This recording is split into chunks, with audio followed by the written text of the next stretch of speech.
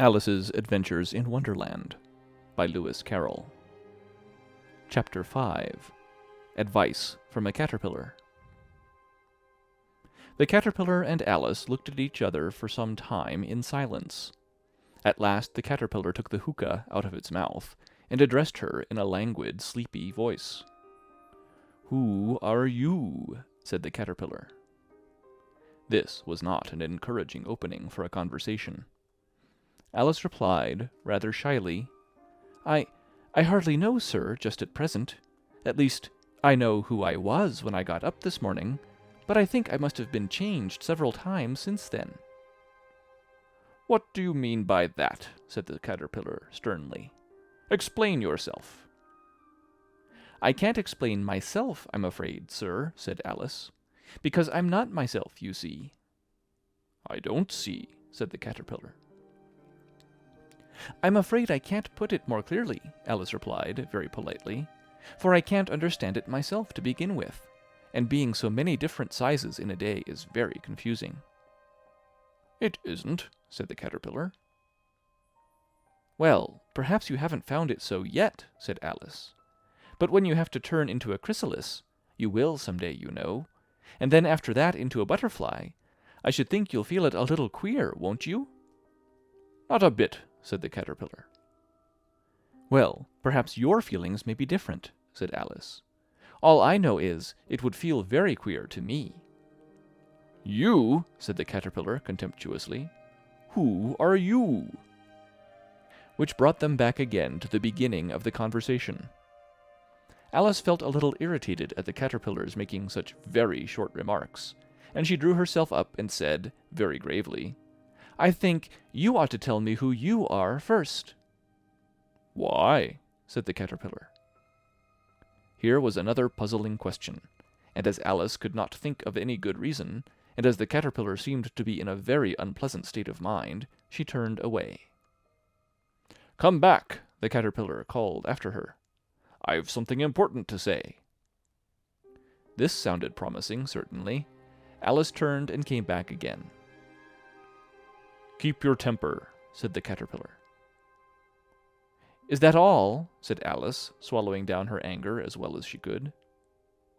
"No," said the caterpillar. Alice thought she might as well wait, as she had nothing else to do, and perhaps, after all, it might tell her something worth hearing. For some minutes it puffed away without speaking, but at last it unfolded its arms, took the hookah out of its mouth again, and said, "So you think you're changed, do you?"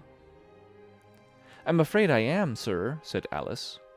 "I can't remember things as I used, and I don't keep the same size for 10 minutes together." "Can't remember what things?" said the caterpillar. "Well, I've tried to say, 'How doth the little busy bee?' but it all came different," Alice replied in a very melancholy voice. "Repeat, 'Your old Father William,'" said the caterpillar. Alice folded her hands and began. "You are old, Father William," the young man said, "and your hair has become very white. And yet you incessantly stand on your head. Do you think, at your age, it is right?" "In my youth," Father William replied to his son, "I feared it might injure the brain. But now that I'm perfectly sure I have none, why, I do it again and again." "You are old," said the youth, as I mentioned before, "and have grown most uncommonly fat. Yet you turned a back somersault in at the door. Pray, what is the reason of that?" "In my youth," said the sage, as he shook his grey locks, "I kept all my limbs very supple, by the use of this ointment, 1 shilling the box. Allow me to sell you a couple?" "You are old," said the youth, "and your jaws are too weak for anything tougher than suet. Yet you finished the goose, with the bones and the beak. Pray, how did you manage to do it?" "In my youth," said his father, "I took to the law, and argued each case with my wife, and the muscular strength which it gave to my jaw has lasted the rest of my life." "You are old," said the youth, "one would hardly suppose that your eye was as steady as ever. Yet you balanced an eel on the end of your nose. What made you so awfully clever?" "I have answered 3 questions, and that is enough," said his father. "Don't give yourself airs. Do you think I can listen all day to such stuff? Be off, or I'll kick you downstairs." "That is not said right," said the caterpillar. Not quite right, I'm afraid, said Alice, timidly. Some of the words have got altered. It is wrong from beginning to end, said the caterpillar decidedly, and there was silence for some minutes. The caterpillar was the first to speak. What size do you want to be? It asked. Oh, I'm not particular as to size, Alice hastily replied. Only one doesn't like changing so often, you know. I don't know, said the caterpillar. Alice said nothing. She had never been so much contradicted in her life before, and she felt that she was losing her temper. Are you content now? Said the caterpillar. Well, I should like to be a little larger, sir, if you wouldn't mind, said Alice. 3 inches is such a wretched height to be. It is a very good height indeed, said the caterpillar angrily, rearing itself upright as it spoke. It was exactly 3 inches high. But I'm not used to it, pleaded poor Alice in a piteous tone. And she thought to herself, I wish the creatures wouldn't be so easily offended. You'll get used to it in time, said the caterpillar, and it put the hookah into its mouth and began smoking again. This time Alice waited patiently until it chose to speak again. In a minute or two, the caterpillar took the hookah out of its mouth and yawned once or twice and shook itself. Then it got down off the mushroom and crawled away in the grass, merely remarking as it went, One side will make you grow taller, and the other side will make you grow shorter. One side of what? The other side of what? Thought Alice to herself. Of the mushroom, said the caterpillar, just as if she had asked it aloud, and in another moment it was out of sight. Alice remained looking thoughtfully at the mushroom for a minute, trying to make out which were the 2 sides of it, and as it was perfectly round, she found this a very difficult question. However, at last she stretched her arms round it as far as they would go, and broke off a bit of the edge with each hand. And now, which is which? She said to herself, and nibbled a little of the right-hand bit to try the effect. The next moment she felt a violent blow underneath her chin. It had struck her foot. She was a good deal frightened by this very sudden change, but she felt that there was no time to be lost, as she was shrinking rapidly. So she set to work at once to eat some of the other bit. Her chin was pressed so closely against her foot that there was hardly room to open her mouth, but she did it at last, and managed to swallow a morsel of the left-hand bit. Come, my head's free at last, said Alice in a tone of delight, which changed into alarm in another moment, when she found that her shoulders were nowhere to be found. All she could see, when she looked down, was an immense length of neck, which seemed to rise like a stalk out of a sea of green leaves that lay far below her. What can all that green stuff be? Said Alice. And where have my shoulders got to?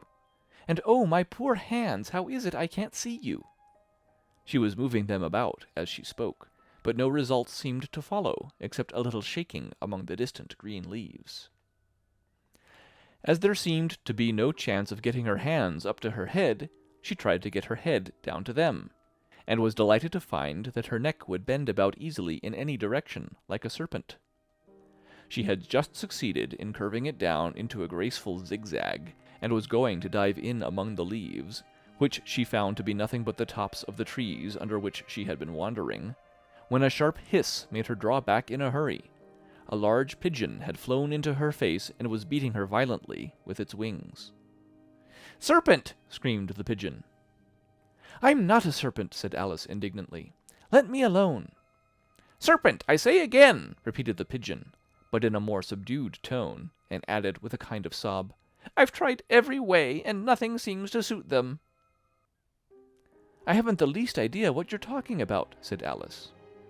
"I've tried the roots of trees, and I've tried banks, and I've tried hedges," the pigeon went on without attending to her. "But those serpents, there's no pleasing them."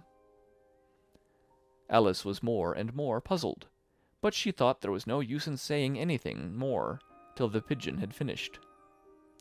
"As if it wasn't trouble enough hatching the eggs," said the pigeon, "but I must be on the lookout for serpents night and day. Why, I haven't had a wink of sleep these 3 weeks." "I'm very sorry you've been annoyed," said Alice, who was beginning to see its meaning.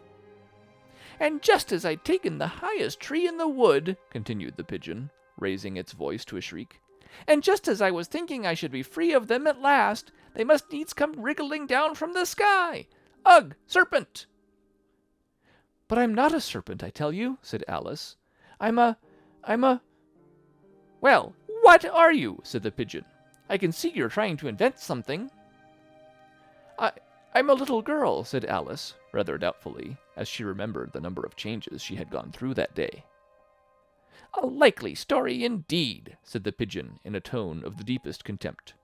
"I've seen a good many little girls in my time, but never one with such a neck as that. No, no, you're a serpent, and there's no use denying it. I suppose you'll be telling me next that you have never tasted an egg." "I have tasted eggs, certainly," said Alice, who was a very truthful child. "But little girls eat eggs quite as much as serpents do, you know." "I don't believe it," said the pigeon. "But if they do, why then they're a kind of serpent, that's all I can say." This was such a new idea to Alice that she was quite silent for a minute or two, which gave the pigeon the opportunity of adding, "You're looking for eggs, I know that well enough, and what does it matter to me whether you're a little girl or a serpent?"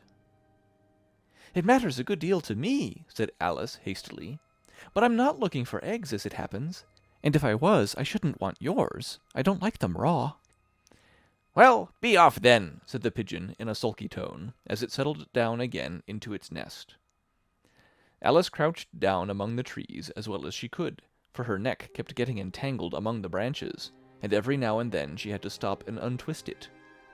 After a while, she remembered that she still held the pieces of mushroom in her hands, and she set to work very carefully, nibbling first at one and then at the other, and growing sometimes taller and sometimes shorter, until she had succeeded in bringing herself down to her usual height. It was so long since she had been anything near the right size that it felt quite strange at first, but she got used to it in a few minutes and began talking to herself as usual. "Come, there's half my plan done now. How puzzling all these changes are. I'm never sure what I'm going to be from one minute to another. However, I've got back to my right size. The next thing is to get into that beautiful garden. How is that to be done, I wonder?" As she said this, she came suddenly upon an open place, with a little house in it about 4 feet high. "Whoever lives there," thought Alice, "it'll never do to come upon them this size. Why, I should frighten them out of their wits." So she began nibbling at the right-hand bit again, and did not venture to go near the house till she had brought herself down to 9 inches high. Chapter 6. Pig and Pepper.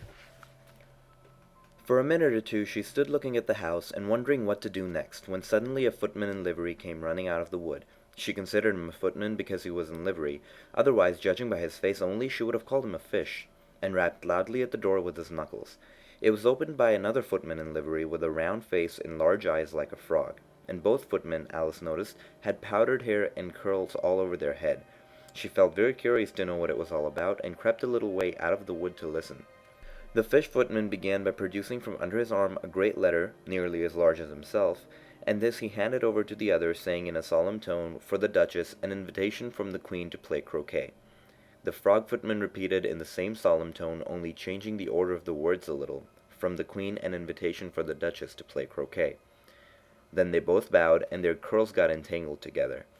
Alice laughed so much at this that she had to run back into the wood for fear of their hearing her, and when she next peeped out, the fish footman was gone, and the other was sitting on the ground near the door, staring stupidly up into the sky. Alice went timidly up to the door and knocked. "There's no sort of use in knocking," said the footman, "and that for 2 reasons. First, because I am on the same side of the door as you. Secondly, because they're making such a noise inside that no one could possibly hear you." And certainly there was a most extraordinary noise going on within, a constant howling and sneezing, and every now and then a great crash as if a dish or a kettle had been broken to pieces. "Please then," said Alice, "how am I to get in?" "There might be some sense in your knocking," the footman went on without attending to her. "If we had a door between us, for instance, if you were inside, you might knock, and I could let you out, you know." He was looking up into the sky all the time he was speaking, and this Alice thought decidedly uncivil. "But perhaps he can't help it," she said to herself. "His eyes are so very nearly at the top of his head. but at any rate, he might answer questions. "How am I to get in?" she repeated aloud. "I shall sit here," the footman remarked, "till tomorrow." At this moment the door of the house opened, and a large plate came skimming out straight for the footman's head. It just grazed his nose and broke to pieces against one of the trees behind him. "Or next day, maybe," the footman continued in the same tone, exactly as if nothing had happened. "How am I to get in?" asked Alice, in a louder tone. "Are you to get in at all?" said the footman. "That's the first question, you know." It was, no doubt, only Alice did not like to be told so. "It's really dreadful," she muttered to herself, "the way all these creatures argue. It's enough to drive one crazy." The footman seemed to think this a good opportunity for repeating his remark, with variations. "I shall sit here," he said, "on and off for days and days." "But what am I to do?" said Alice. "Anything you like," said the footman, and began whistling. "Oh, there's no use in talking to him," said Alice desperately. "He's perfectly idiotic," and then opened the door and went in. The door led right into a large kitchen, which was full of smoke from one end to the other. The Duchess was sitting on a three-legged stool in the middle, nursing a baby. The cook was leaning over the fire, stirring a large cauldron which seemed to be full of soup. "There's certainly too much pepper in that soup," Alice said to herself, as well as she could for sneezing. There certainly was too much of it in the air. Even the Duchess sneezed occasionally, and as for the baby, it was sneezing and howling alternately without a moment's pause. The only two creatures in the kitchen that did not sneeze were the cook and the large cat, which was laying on the hearth and grinning from ear to ear. "Please, would you tell me," said Alice a little timidly, for she was not quite sure whether it was good manners for her to speak first, "why your cat grins like that?" "It's a Cheshire cat," said the Duchess, "and that's why, pig!" She said the last word with such sudden violence that Alice quite jumped, but she saw in another moment that it was addressed to the baby, and not to her. So she took courage and went on again. "I didn't know that Cheshire cats always grinned. In fact, I didn't know that cats could grin." "They all can," said the Duchess, "and most of 'em do." "I don't know any that do," said Alice very politely, feeling quite pleased to have gotten into a conversation. "You don't know much," said the Duchess, "and that's a fact." Alice did not like at all the tone of this remark, and thought it would be as well to introduce some other subject of conversation. While she was trying to fix on one, the cook took the cauldron of soup off the fire and at once set to work throwing everything within her reach at the Duchess and the baby. The fire irons came first, then followed a shower of saucepans, plates, and dishes. The Duchess took no notice of them even when they hit her, and the baby was howling so much already that it was quite impossible to say whether the blows hurt it or not. "Oh, please mind what you're doing!" cried Alex, jumping up and down in agony of terror. "Oh, there goes his precious nose!" as an unusually large saucepan flew by and very nearly carried it off. "If everybody minded their own business," said the Duchess in a hoarse growl, "the world would go around a deal faster than it does." "Which would not be an advantage," said Alice, who felt very glad to get an opportunity of showing off a little of her knowledge. "Just think of what work it would make for the day and night. You see, the Earth takes 24 hours to turn around on its axis." "Talking of axis," said the Duchess, "chop off her head."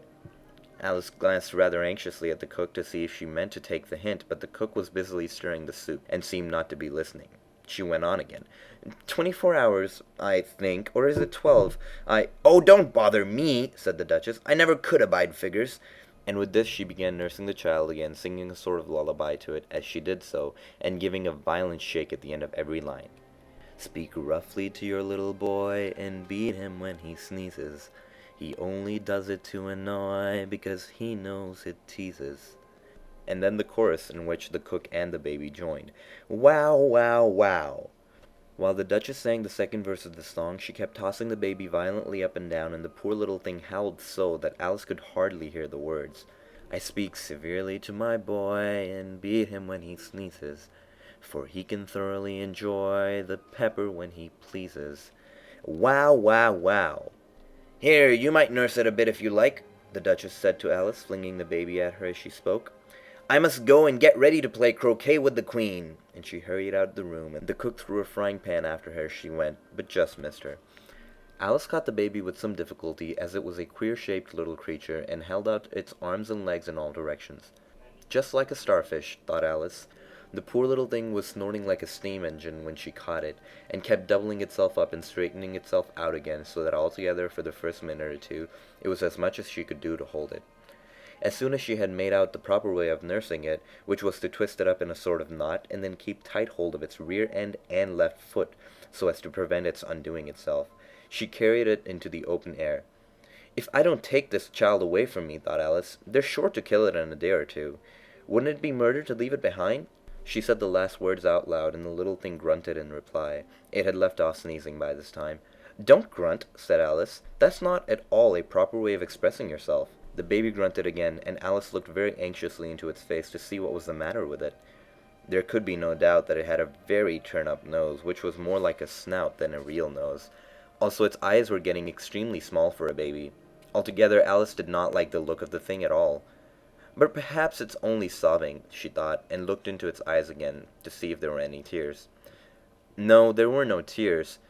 "If you're going to turn into a pig, my dear," said Alice seriously, "I've got nothing more to do with you. Mind now!" The poor little thing sobbed again, or grunted, it was impossible to say which, and then went on for some while in silence. Alice was just beginning to think to herself, "Now, what am I supposed to do with this creature when I get home?" when it grunted again so violently that she looked down into its face with some alarm. This time there could be no mistake about it. It was neither more or less than a pig, and she felt that it would be quite absurd for her to carry it any further. So she let the little creature down, and felt quite relieved to see it trot away quietly into the woods. If it had grown up, she said to herself, it would have made a dreadfully ugly child, but it makes a rather handsome pig, I think. And she began thinking over other children she knew who might do very well as pigs, and was just saying to herself, if one only knew the right way to change them, when she was a little startled by seeing the Cheshire Cat sitting on the bough of a tree just a few yards off. The cat only grinned when it saw Alice, and it looked good-natured, she thought. Still, it had very long claws and a great many teeth, so she felt that it ought to be treated with respect. "Cheshire Puss," she began rather timidly, and she did not at all know whether it would like the name. However, it only grinned a little wider. "Come, it's pleased so far," thought Alice, and she went on. "Would you tell me, please, which way I ought to go from here?" "That depends a good deal on where you want to go," said the cat. "I don't much care where," said Alice. "Then it doesn't matter which way you go," said the cat. "So as long as I go somewhere," Alice added with explanation. "Oh, you're sure to do that," said the cat, "if only you walk long enough." Alice felt that this could not be denied, so she tried another question. "What sort of people live about here?" "In that direction," the cat said, waving its right paw around, "lives a hatter, and in that direction," waving the other paw, "lives a March hare. Visit either you like, they're both mad." "But I don't want to go among mad people," Alice remarked. "Oh, you can't help that," said the cat. "We're all mad here. I'm mad, you're mad." "How do you know I'm mad?" said Alice. "You must be," said the cat, "or you wouldn't have come here." Alice didn't think that proved it at all. However, she went on. "And how do you know that you're mad?" "To begin with," said the cat, "a dog's not mad. You grant that?" "I suppose so," said Alice. "Well then," the cat went on, "you see, a dog growls when it's angry, and wags its tail when it's pleased. Now, I growl when I'm pleased, and wag my tail when I'm angry. Therefore, I'm mad." "I call it purring, not growling," said Alice. "Call it what you like," said the cat. "Do you play croquet with the Queen today?" "I should like it very much," said Alice, "but I haven't been invited yet." "You'll see me there," said the cat, and vanished. Alice was not much surprised at this. She was getting so well used to the queer things happening. While she was still looking at the place where it had been, it suddenly appeared again. "By the by, what became of the baby?" said the cat. "I'd nearly forgotten to ask." "It turned into a pig," Alice answered very quietly, just as if the cat had come back in a natural way. "I thought it would," said the cat, and vanished again. Alice waited a little, half expecting to see it again, but it did not appear. After a minute or two she walked on in the direction in which the March hare was said to live. "I've seen hatters before," she said to herself. "The March hare will be much more interesting, and perhaps, as this is May, it won't be raving mad. At least, not so mad as it was in March." As she said this, she looked up, and there was the cat again, sitting on the branch of a tree. "Did you say pig or fig?" said the cat. "I said pig," replied Alice, "and I wish that you wouldn't keep appearing and vanishing so suddenly. You make one quite giddy." "All right," said the cat, and this time it vanished quite slowly, beginning with the end of the tail and ending with the grin, which remained some time after the rest of it had gone. "Well, I've often seen a cat without a grin," thought Alice, "but a grin without a cat? It's the most curious thing I ever saw in all my life." She had not gone much further before she came in sight of the house of the March Hare. She thought it must be the right house because the chimneys were shaped like ears and the roof was thatched with fur. It was such a large house that she did not like to go nearer till she had nibbled some more of the left-hand bit of mushroom, and she raised herself about 2 feet high. Even then she walked up towards it rather timidly, saying to herself, "Suppose it should be raving mad after all. I almost wish I'd gone to the Hatter instead." Chapter 7. A Mad Tea Party. There was a table set out under a tree in front of the house, and the March Hare and the Hatter were having tea at it. A dormouse was sitting between them, fast asleep, and the other two were using it as a cushion, resting their elbows on it, and talking over its head. Very uncomfortable for the dormouse, thought Alice. Only, as it's asleep, I suppose it doesn't mind. The table was a large one, but the three were all crowded together at one corner of it. "No room! No room!" they cried out when they saw Alice coming. "There's plenty of room," said Alice indignantly, and she sat down in a large armchair at one end of the table. "Have some wine," the March Hare said, in an encouraging tone. Alice looked all round the table, but there was nothing on it but tea. "I don't see any wine," she remarked. "There isn't any," said the March Hare. "Then it wasn't very civil of you to offer it," said Alice angrily. "It wasn't very civil of you to sit down without being invited," said the March Hare. "I didn't know it was your table," said Alice. "It's laid for a great many more than 3. "Your hair wants cutting," said the Hatter. He had been looking at Alice for some time with great curiosity, and this was his first speech. "You should learn not to make personal remarks," Alice said with some severity. "It's very rude." The Hatter opened his eyes very wide on hearing this, but all he said was, "Why is a raven like a writing desk?" "Come, we shall have some fun now," thought Alice. "I'm glad they've begun asking riddles. I believe I can guess that," she added aloud. "Do you mean that you think you can find out the answer to it?" said the March Hare. "Exactly so," said Alice. "Then you should say what you mean," the March Hare went on. "I do," Alice hastily replied. At least, I mean what I say. That's the same thing, you know." "Not the same thing a bit," said the Hatter. "You might just as well say that I see what I eat is the same thing as I eat what I see." "You might just as well say," added the March Hare, "that I like what I get is the same thing as I get what I like." "You might just as well say," added the Dormouse, who seemed to be talking in his sleep, "that I breathe when I sleep is the same thing as I sleep when I breathe." "It is the same thing with you," said the Hatter, and here the conversation dropped, and the party sat silent for a minute while Alice thought over all she could remember about ravens and writing desks, which wasn't much. The Hatter was the first to break the silence. "What day of the month is it?" he said, turning to Alice. He had taken his watch out of his pocket and was looking at it uneasily, shaking it every now and then, and holding it to his ear. Alice considered a little, and then said, "The 4th." "2 days wrong," sighed the Hatter. "I told you butter wouldn't suit the works," he added, looking angrily at the March Hare. "It was the best butter," the March Hare meekly replied. "Yes, but some crumbs must have got in as well," the Hatter grumbled. "You shouldn't have put it in with the bread knife." The March Hare took the watch, and looked at it gloomily. Then he dipped it into his cup of tea, and looked at it again, but he could think of nothing better to say than his first remark. "It was the best butter, you know." Alice had been looking over his shoulder with some curiosity. "What a funny watch," she remarked. "It tells the day of the month, and doesn't tell what o'clock it is." "Why should it?" muttered the Hatter. "Does your watch tell you what year it is?" "Of course not," Alice replied, very readily. "But that's because it stays the same year for such a long time together." "Which is just the case with mine," said the Hatter. Alice felt dreadfully puzzled.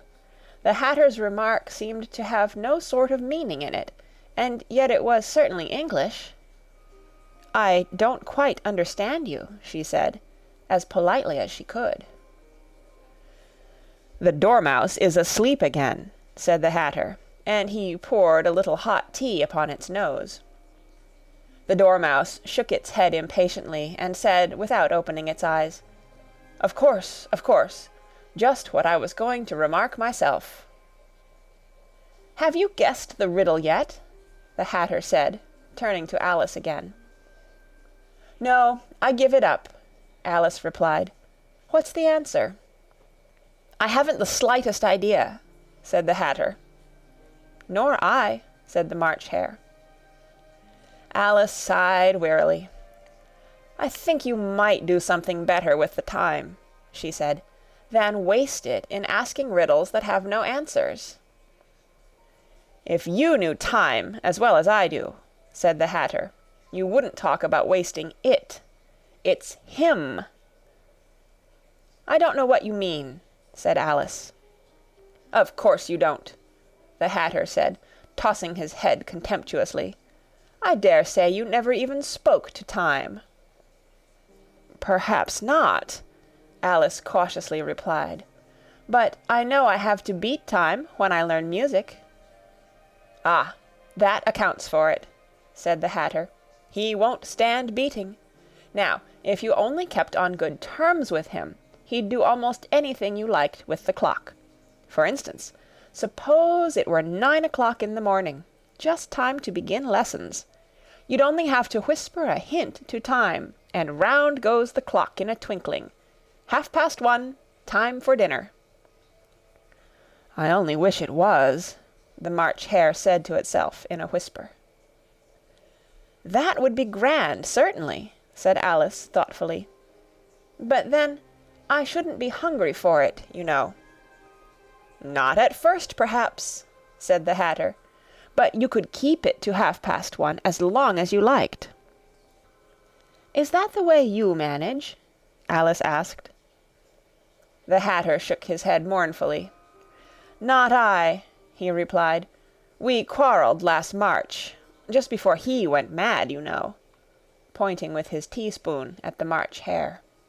"It was at the great concert given by the Queen of Hearts, and I had to sing, 'Twinkle, twinkle, little bat, how I wonder what you're at.' You know the song, perhaps?" "I've heard something like it," said Alice. "It goes on, you know," the Hatter continued, "in this way. Up above the world you fly, like a tea-tray in the sky, twinkle, twinkle." Here the Dormouse shook itself, and began singing in its sleep, "Twinkle, twinkle, twinkle, twinkle," and went on so long that they had to pinch it to make it stop. "Well, I'd hardly finished the first verse," said the Hatter, "when the Queen jumped up and bawled out, 'He's murdering the time! Off with his head!'"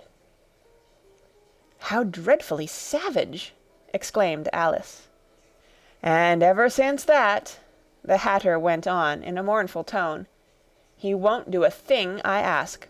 It's always 6 o'clock now." A bright idea came into Alice's head. "Is that the reason so many tea things are put out here?" she asked.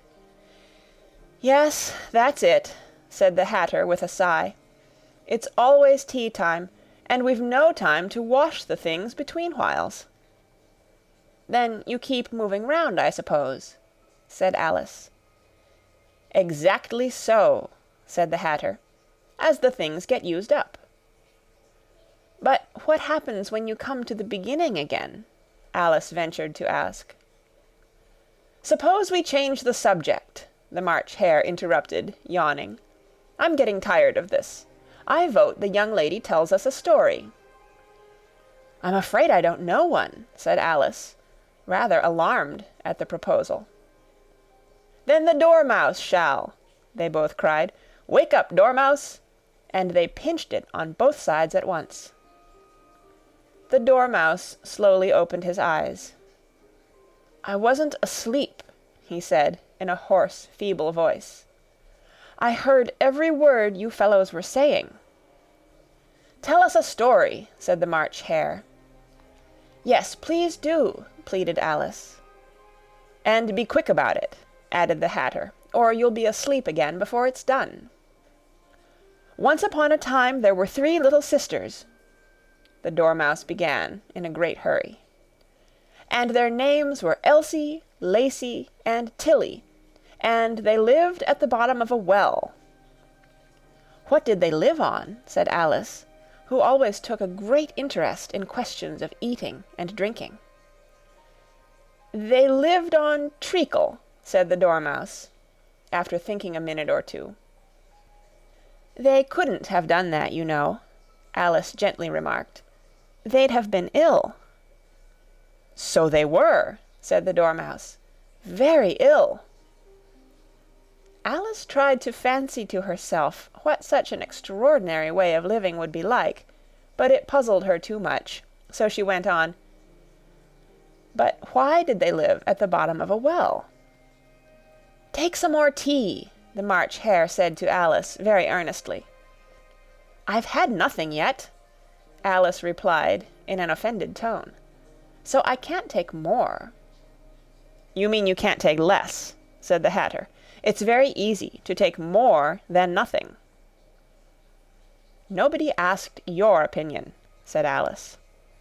"Who's making personal remarks now?" the Hatter asked triumphantly. Alice did not quite know what to say to this, so she helped herself to some tea and bread and butter, and then turned to the Dormouse and repeated her question. Why did they live at the bottom of a well? The Dormouse again took a minute or two to think about it, and then said, "It was a treacle well." "There's no such thing," Alice was beginning, very angrily, but the Hatter and the March Hare went, "Shh, shh," and the Dormouse sulkily remarked, "If you can't be civil, you'd better finish the story for yourself." "No, please go on," Alice said very humbly. "I won't interrupt again. I dare say there may be one." "One indeed," said the Dormouse indignantly. However, he consented to go on. "And so these 3 little sisters, they were learning to draw, you know." "What did they draw?" said Alice, quite forgetting her promise. "Treacle," said the Dormouse, without considering at all this time. "I want a clean cup," interrupted the Hatter. "Let's all move one place on." He moved on as he spoke, and the Dormouse followed him. The March Hare moved into the Dormouse's place, and Alice rather unwillingly took the place of the March Hare. The Hatter was the only one who got any advantage from the change, and Alice was a good deal worse off than before, as the March Hare had just upset the milk jug into his plate. Alice did not wish to offend the Dormouse again, so she began very cautiously. "But I don't understand. Where did they draw the treacle from?" "You can draw water out of a water well," said the Hatter. "So I should think you could draw treacle out of a treacle well, eh, stupid?" "But they were in the well," Alice said to the Dormouse, not choosing to notice this last remark. "Of course they were," said the Dormouse. "Well in." This answer so confused poor Alice that she let the Dormouse go on for some time without interrupting it. They were learning to draw, the Dormouse went on, yawning and rubbing its eyes, for it was getting very sleepy. And they drew all manner of things, everything that begins with an M. "Why with an M?" said Alice. "Why not?" said the March Hare. Alice was silent. The Dormouse had closed its eyes by this time, and was going off into a doze, but on being pinched by the Hatter, it woke up again with a little shriek, and went on. "That begins with an M, such as mousetraps, and the moon, and memory, and muchness. You know you say things are much of a muchness. Did you ever see such a thing as a drawing of a muchness?" "Really, now you ask me," said Alice, very much confused, "I don't think—" "Then you shouldn't talk," said the Hatter. This piece of rudeness was more than Alice could bear. She got up in great disgust and walked off. The Dormouse fell asleep instantly, and neither of the others took the least notice of her going, though she looked back once or twice, half hoping that they would call after her. The last time she saw them, they were trying to put the Dormouse into the teapot. "At any rate, I'll never go there again," said Alice, as she picked her way through the wood. "It's the stupidest tea-party I ever was at in all my life." Just as she said this, she noticed that one of the trees had a door leading right into it. "That's very curious," she thought, "but everything's curious today. I think I may as well go in at once." And in she went. Once more she found herself in the long hall, and close to the little glass table. "Now I'll manage better this time," she said to herself, and began by taking the little golden key and unlocking the door that led into the garden. Then she went to work nibbling at the mushroom, she had kept a piece of it in her pocket, till she was about a foot high. Then she walked down the little passage, and then she found herself at last in the beautiful garden, among the bright flower beds and the cool fountains.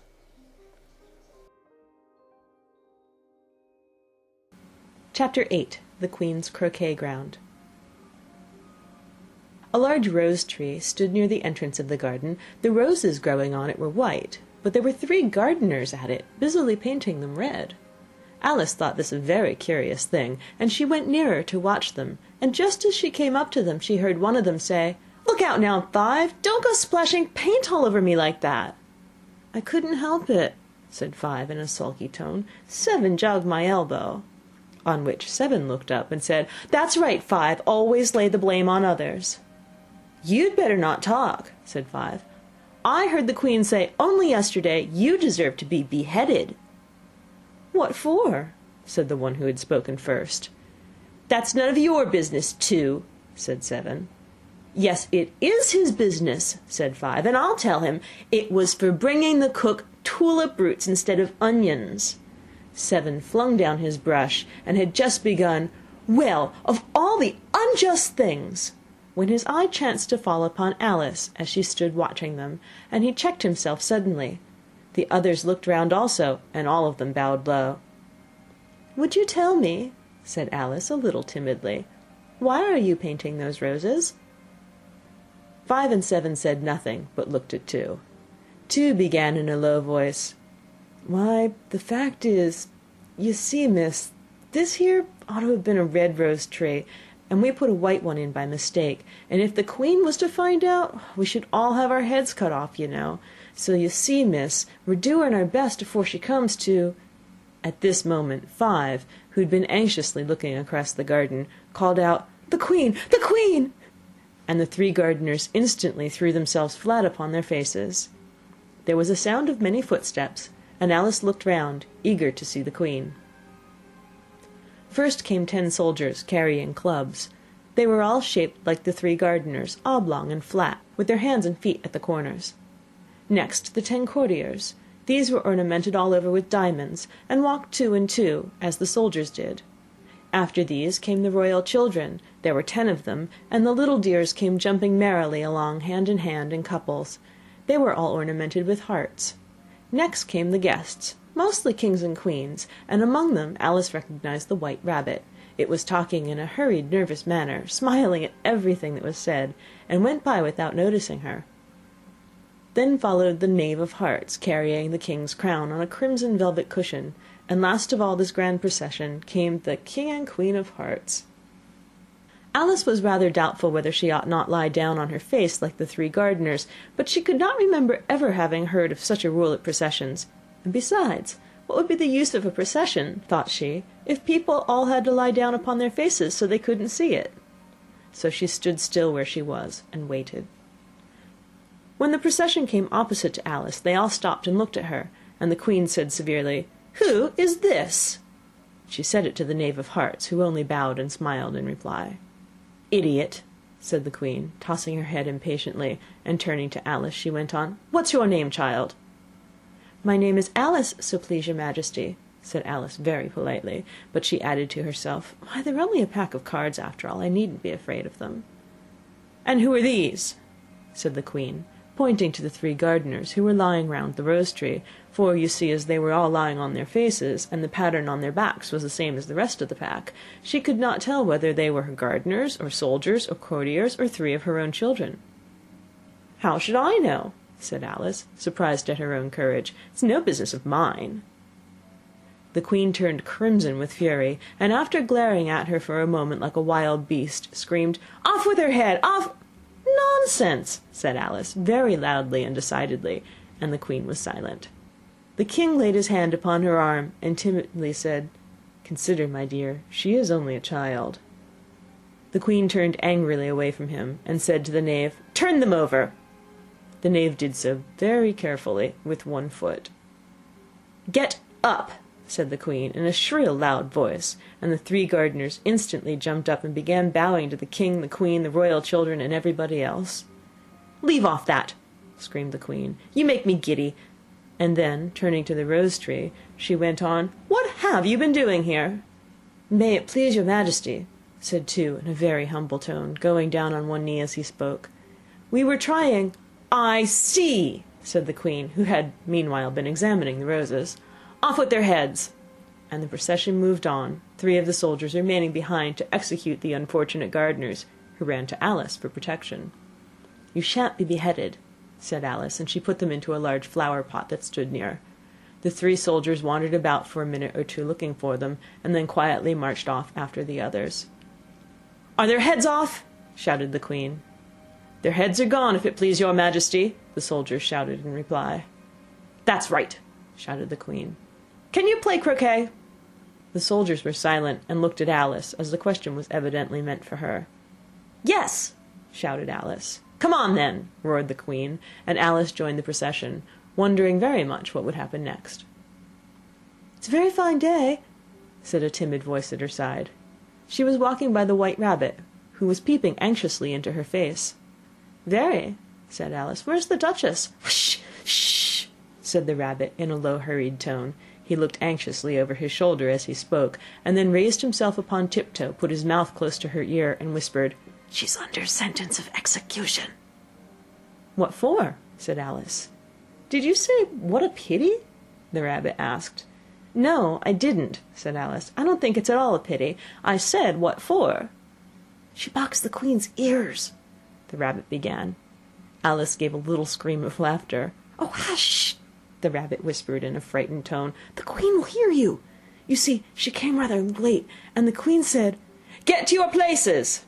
shouted the Queen in a voice of thunder, and people began running about in all directions, tumbling up against each other. However, they got settled down in a minute or 2, and the game began.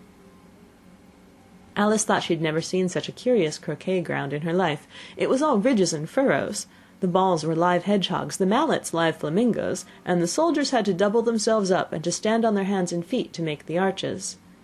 The chief difficulty Alice found at first was in managing her flamingo. She succeeded in getting its body tucked away comfortably enough under her arm, with its legs hanging down, but generally, just as she got its neck nicely straightened out, and was going to give the hedgehog a blow with its head, it would twist itself round and look up in her face, with such a puzzled expression that she could not help bursting out laughing, and when she got its head down, and she was going to begin again, it was very provoking to find that the hedgehog had unrolled itself and was in the act of crawling away.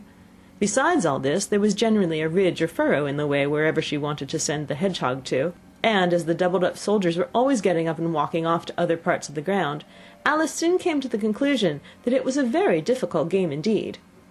The players all played at once, without waiting for turns, quarrelling all the while, and fighting for the hedgehogs, and in a very short time the queen was in a furious passion, and went stamping about and shouting, "Off with his head! Off with her head!" about once in a minute. Alice began to feel very uneasy. To be sure, she had not as yet had any dispute with the queen, but she knew that it might happen any minute, and then, thought she, what would become of me? They're dreadfully fond of beheading people here. The great wonder is that there's anyone left alive.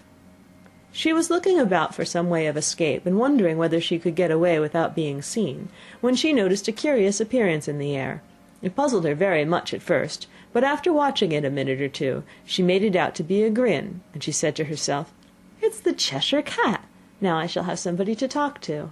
"How are you getting on?" said the cat, as soon as there was mouth enough for it to speak with. Alice waited till the eyes appeared, and then nodded. "It's no use speaking to it," she thought, "till its ears have come, or at least one of them." In another minute the whole head appeared, and then Alice put down her flamingo, and began an account of the game, feeling very glad she had someone to listen to her. The cat seemed to think that there was enough of it now in sight, and no more of it appeared. "I don't think they play at all fairly," Alice began, in rather a complaining tone, "and they all quarrel so dreadfully one can't hear oneself speak, and they don't seem to have any rules in particular. At least, if there are, nobody attends to them. And you've no idea how confusing it is, all the things being alive. For instance, there's the arch I've got to go through next, walking about at the other end of the ground, and I should have croqueted the queen's hedgehog just now, only it ran away when it saw mine coming." "How do you like the queen?" said the cat in a low voice. "Not at all," said Alice. "She's so extremely—" Just then she noticed that the queen was close behind her, listening, so she went on, "Likely to win, that it's hardly worth while finishing the game." The queen smiled and passed on. "Who are you talking to?" said the king, going up to Alice and looking at the cat's head with great curiosity. "It's a friend of mine, a Cheshire cat," said Alice. "Allow me to introduce it." "I don't like the look of it at all," said the king. "However, it may kiss my hand if it likes." "I'd rather not," the cat remarked. "Don't be impertinent," said the king, "and don't look at me like that." He got behind Alice as he spoke. "A cat may look at a king," said Alice. "I've read that in some book, but I don't remember where." "Well, it must be removed," said the king very decidedly, and he called the queen, who was passing at the moment. "My dear, I wish you would have this cat removed." The queen had only one way of settling all difficulties, great or small. "Off with his head," she said, without even looking round. "I'll fetch the executioner myself," said the king eagerly, and he hurried off. Alice thought she might as well go back and see how the game was going on, as she heard the queen's voice in the distance screaming with passion. She'd already heard her sentence 3 of the players to be executed for having missed their turns, and she did not like the look of things at all, as the game was in such confusion that she never knew whether it was her turn or not, so she went in search of her hedgehog. The hedgehog was engaged in a fight with another hedgehog, which seemed to Alice an excellent opportunity for croqueting one of them with the other. The only difficulty was that her flamingo was gone across to the other side of the garden, where Alice could see it trying in a helpless sort of way to fly up into a tree. By the time she had caught the flamingo and brought it back, the fight was over, and both the hedgehogs were out of sight. "But it doesn't matter much," thought Alice, "as all the arches are gone from this side of the ground." So she tucked it away under her arm, that it might not escape again, and went back for a little more conversation with her friend. When she got back to the Cheshire Cat, she was surprised to find quite a large crowd collected around it. There was a dispute going on between the executioner, the king, and the queen, who were all talking at once, while all the rest were quite silent and looked very uncomfortable. The moment Alice appeared, she was appealed to by all three to settle the question, and they repeated their arguments to her, though, as they all spoke at once, she found it very hard indeed to make out exactly what they said. The executioner's argument was, you couldn't cut off a head unless there was a body to cut it off from. that he had never had to do such a thing before, and he wasn't going to begin at his time of life. The king's argument was that anything that had a head could be beheaded, and that you weren't to talk nonsense. The queen's argument was that if something wasn't done about it in less than no time, she'd had everybody executed all around. It was this last remark that had made the whole party look so grave and anxious. Alice could think of nothing else to say, but "It belongs to the Duchess. You better ask her about it." "She's in prison," the queen said to the executioner. "Fetch her here." And the executioner went off like an arrow. The cat's head began fading away the moment he was gone, and by the time he had come back with the Duchess, it had entirely disappeared, so the king and the executioner ran wildly up and down looking for it, while the rest of the party went back to the game.